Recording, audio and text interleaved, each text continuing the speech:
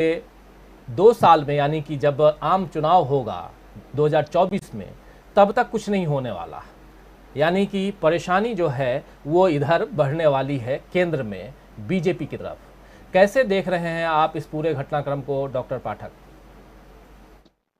राजीव जी, सबसे पहले तो प्रधानमंत्री के इस बयान पर संक्षेप में बात कर लें। काला जादू, अंधविश्वास वगैरह वगैरह। सच कहूं तो एक नागरिक के तौर पर, पत्रकार तो मैं बाद में हूं, पहले मनुष्य हूं, नागरिक हूं, मतदाता हूं, तीनों ही रूप में मुझे सचमुच आंतरिक खेद होता है कि देश का मुखिया किस स्तर की बात करता है।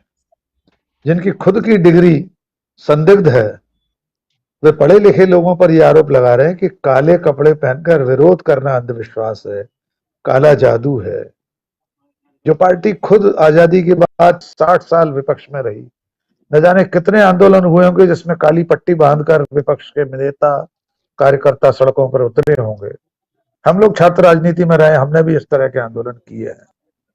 अंधविश्वास की बात वे कर रहे थे।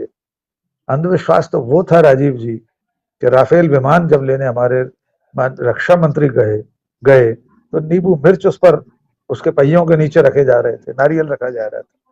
वो अंधविश्वास था। काले कपड़ों से उन्हें ऐतराज है। वे तो गंगा में डुबकी लगा रहे थे काले कपड़े पहनकर। केंद्रीय मंत्री स्मृति ईरानी डुबकी लगा रही थी। अपने अनन्य मित्र अमित शाह के बेटे की शादी में प्रधानमंत्री काले कपड़े पहनकर गए थे। तो वे कौन सा काला जादू करने गए थे हमें नहीं पता।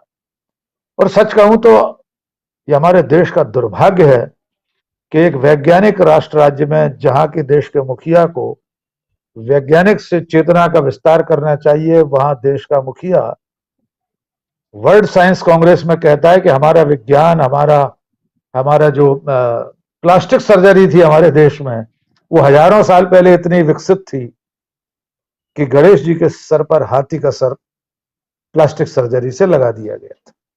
विश्व विज्ञान कांग्रेस में राजीव जी, तो वे आज अंधविश्वास पर, काले जादू पर ज्ञान बांट रहे हैं, तो उन्हें मैं शत शत प्रणाम करता हूं।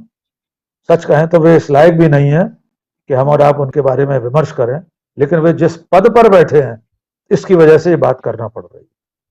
अब मूल विषय पर आते हैं, बिहार के।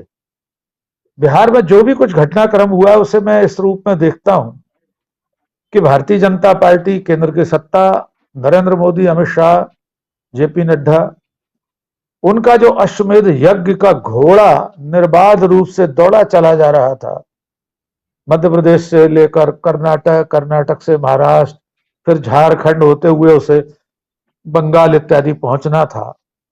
उस घोड़े की रास चाचा भतीजे ने पाटलिपुत्र के मैदान में थाम ली है।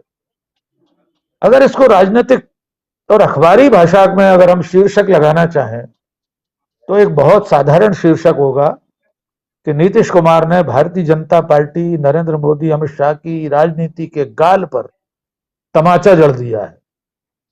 यह अखबारी भाषा है, ये कोई अशालीनता नहीं है, कोई अभद्रता नहीं है। अखबारों में हम लोग ऐसे शीर्षक लगाते रहे और इस तमाचे की अनुगूंज बहुत दिनों तक 7 लोक कल्याण मार्ग के अंतःपुर में सुनाई देती रहेगी। अब इसके आगे जो प्रभाव होंगे, आगे इससे जो संकेत निकल कर आएंगे और आगे क्या क्या होने वाला है, इसको लेकर जो विमर्श चल पड़ा है कि नीतीश कुमार 2024 के लिए प्रधानमंत्री पद के प्रत्याशी हो सकते हैं या हो जाएंगे, या उन्होंने सीधी चुनौती प्रधानमंत्री के रूप में दे दी है नरेंद्र मोदी को। इतने भाग से मैं सहमत हूं कि यह चुनौती सीधे नरेंद्र मोदी को है, भारतीय जनता पार्टी के शिखर नेतृत्व को है। लेकिन नीतीश कुमार प्रधानमंत्री पद के प्रत्याशी बन जाएंगे या उन्हें तमाम सारा जो विपक्ष है, बाकी जो राजनीतिक दल है, क्षेत्रीय दल है, भारतीय राष्ट्रीय कांग्रेस है, एनसीपी है, ये लोग स्वीकार करेंगे, ऐसा मानना अभी जल्दबाजी है।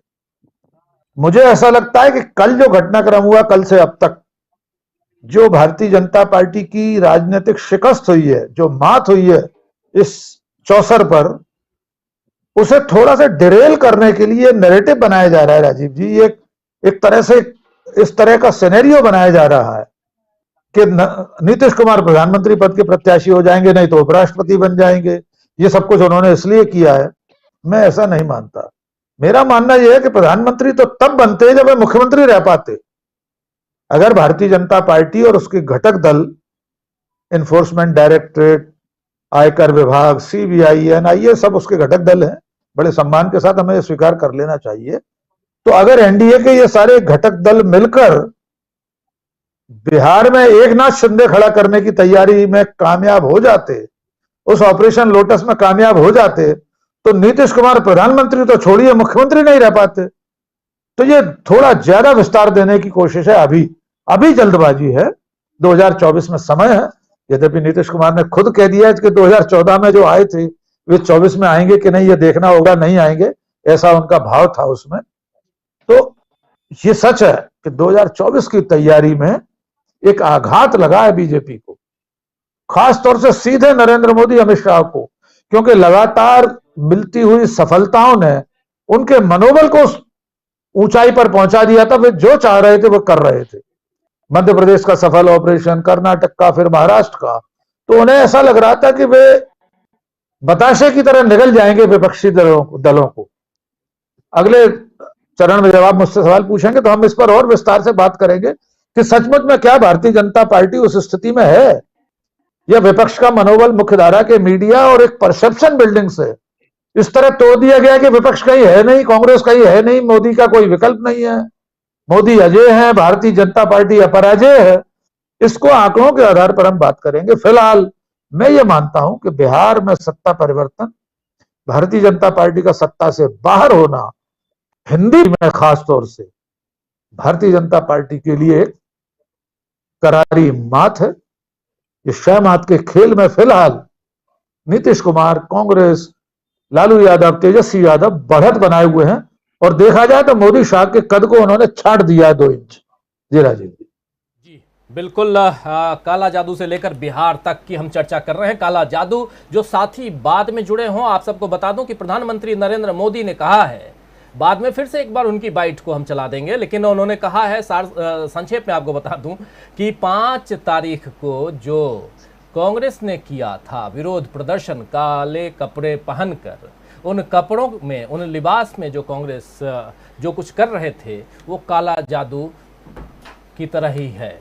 अब वो कैसा है, क्या है, और उनकी बात पूरी थोड़ा सा, क्योंकि एक बड़ा है, मैं कहूँगा हमारे प्रोड्यूसर से कि थोड़ा और शॉर्ट कर लें उनकी बाइट को और बाद में उसको चलाने की हम कोशिश करें। लेकिन क्या बिहार का घटनाक्रम एक ज़ोरदार झटका है? हालांकि अखबारी भाषा में तमाचा का यूज कर रहे थे हमारे साथी डॉक्टर राकेश पाठक जी, लेकिन एक झटका भी कह सकते हैं, थोड़ा सा और शालीन लगेगा, इसलिए मैं यहाँ झटका यूज कर रहा हूँ। और समझने की कोशिश करते हैं। सुनील शुक्ल जी, आपके पास आना चाहता हूँ।